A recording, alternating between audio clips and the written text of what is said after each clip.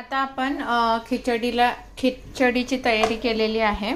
तर मी 2 मिरच्या घेतल्यात, एक टमाटा, बटाटा, कांदा आणि कोथिंबीर हे कापून घेतलेलं आहे। सोयाबीन बघू शकतात कशा प्रकारे मोठे झालेत मस्त पैकी, आणि तांदूळ ऑलरेडी मी धुवून घेतलेले आहे। तर त्याच्यामध्ये आपण पहिल्यांदा कुकर गरम करून त्याच्यात तेल टाकलेलं आहे। मग जिरे सोडणार थोडेसे, आपण जिरे चांगले तडतडू द्यायचे, बघू शकतात।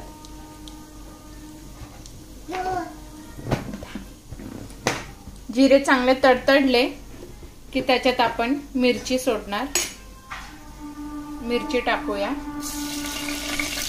मिरची चांगली तडतडू द्यायची।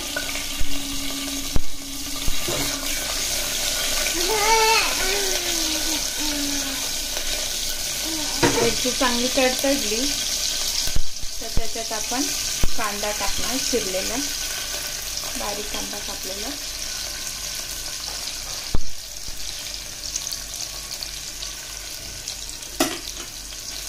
आणि बटाटा एकत्रच टाकला। ते चांगल्या प्रकारे शिजवून घ्यायचं।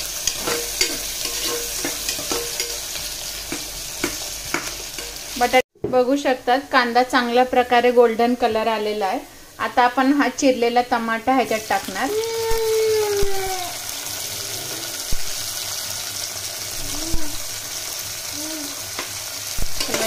मिक्स करून घ्यायचा। टमाट्याला थोडं शिजू द्यायचं। टमाटा शिजण्यासाठी आपण ह्याच्यामध्ये मीठ टाकणार। मिठाने कसं टमाटा चांगला थोडा शिजून निघतो आणि लवकर शिजतो मेन म्हणजे।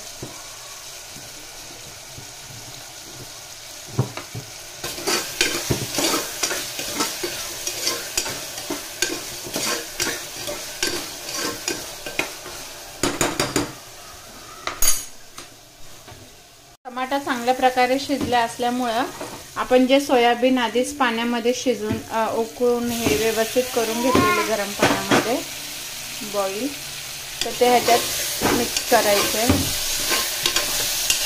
त्याला चांगलं तेलामध्ये फ्राय करायचं।